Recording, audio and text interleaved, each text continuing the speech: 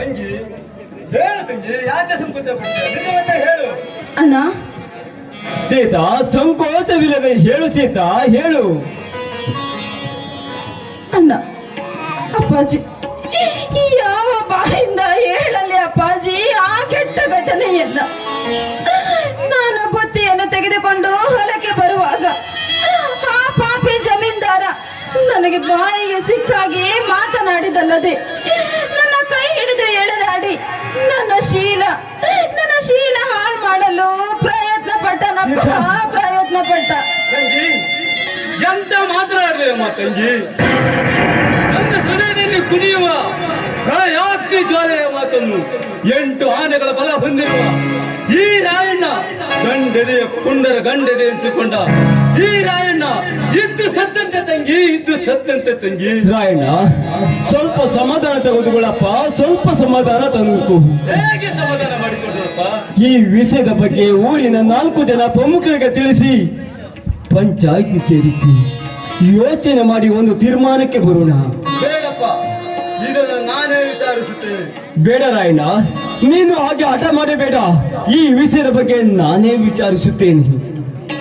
ಹೌದಣ್ಣ, ಅಪ್ಪ ಹೇಳುವ ಮಾತನ್ನ ಸ್ವಲ್ಪ ತಾಳ್ಮೆಯಿಂದ ಕೇಳು ಅಣ್ಣ, ಕೇಳು. ನಾನು ಹೇಳಿದ್ರೆ ಕೇಳುವಷ್ಟು ತಾಳ್ಮೆ ನನಗೆಲ್ಲ ತಂಗಿ. ಶಾಂತವ ಬಂಡ ನೀಚನಿಗೆ ಒತ್ತು ಬುದ್ಧಿ ಕಲಿಸದೆ ಬುದ್ಧಿ ಕೂಟಕ್ಕೆ ಗೂಡಿಸದಿದ್ದರೆ ನನ್ನ ಹೆಸರು ರಾಯಣ್ಣನೇ ಅಲ್ಲ. ರಾಯಣ್ಣ, ಆ ಜಮೀನ್ದಾರಿಗೆ ನಾನೇ ತಿದ್ದಿ ಬುದ್ಧಿ ಹೇಳಿ ಎಲ್ಲವನ್ನೂ ಸರಿಪಡಿಸುತ್ತೇನೆ. ಆದರೆ ನೀನು ಹೀಗೆ ಹಠ ಮಾಡಬೇಡಪ್ಪ, ಹೀಗೆ ಹಠ ಮಾಡಬೇಡ. ತಿದ್ದಿ ಬುದ್ಧಿ ಹೇಳಲು ಇದೇನು ವ್ಯಾಪಾರ ಯುಗವಲ್ಲ, ಬರೀ ಯುಗ.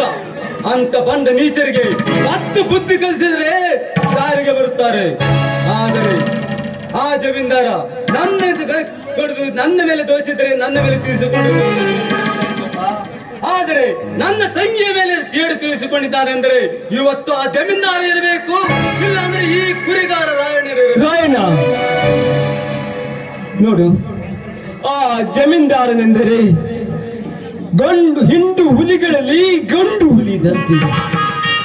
ಅವನನ್ನು ಎದುರಿಸುವುದು ಅಷ್ಟೊಂದು ಸುಲಭವಾದ ಮಾತಲ್ಲ ರಾಯಣ್ಣ, ಅಷ್ಟೊಂದು ಸುಲಭದ ಮಾತಲ್ಲ. ಸಮಯ ಸಾಧಿಸಿ ಅವನನ್ನು ಎದುರಿಸುವುದರಾಯ್ತು. ನೀನು ಹಾಗೆ ಹಠ ಮಾಡಬೇಡಪ್ಪ, ನಾ ಹೇಳುವ ಮಾತನ್ನು ಸ್ವಲ್ಪ ಕೇಳು. ಅಪ್ಪ,